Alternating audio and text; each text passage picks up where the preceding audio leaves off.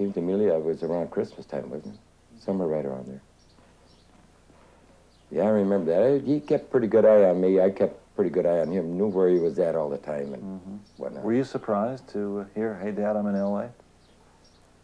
One thing that surprised me that day on that conversation when he hung up, he said, "I love you, Dad." See, now before that, he never, not very often did he ever say that. And that did surprise me. Then I told him after, I said, "That made my Christmas." Because just for a few words like that, you know, because normally I'd say, "Well, I love you, Steve." "Yeah, thanks." And that was it. But that time he said it to me before. I mentioned it, you know. Yeah, he says, "I love you, Dad."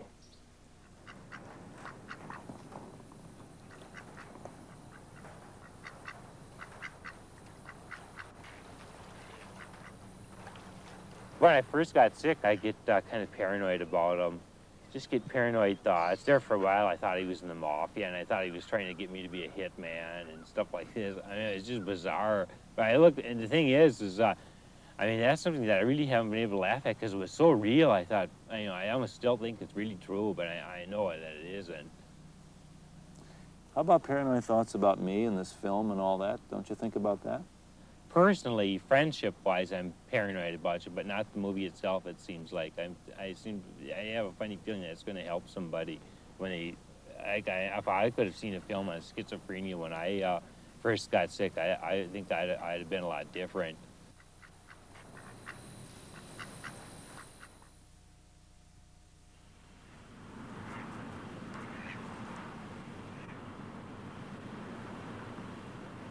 Popsicles? The next 3 years were the best of Steve's schizophrenic life. Okay.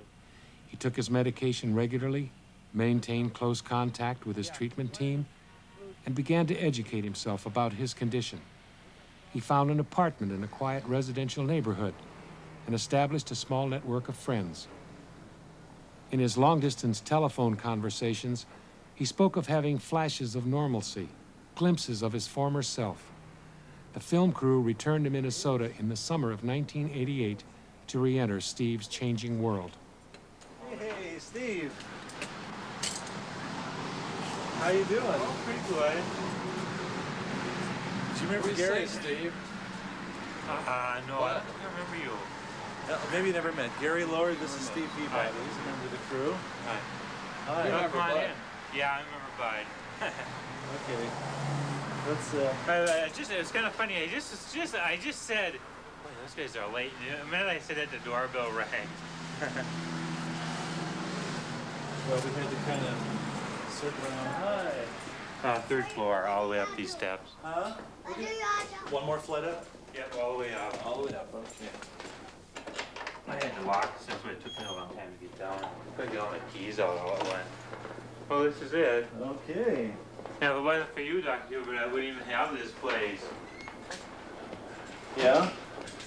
I'd still be wandering the streets, probably. Well, let's talk. There'll be enough light in here. Yeah.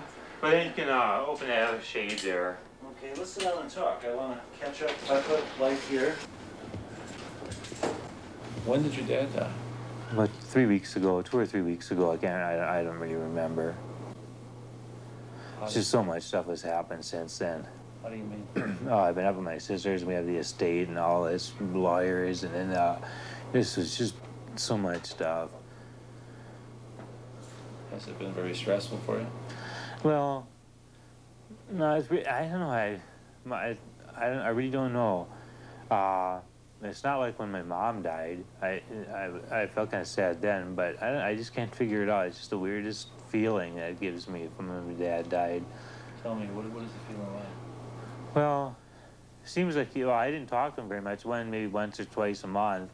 So it feels like he's still there, and I could just go call him, but he isn't. And then with that reality kind of shocks you, or it gives you kind of a weird feeling. Mm-hmm. Did his dying and going through all that stuff crank up a lot more of your hallucinations and stuff? Did you feel freaky behind it, or just sad? No, I don't. I really. I'm trying to think now. It didn't.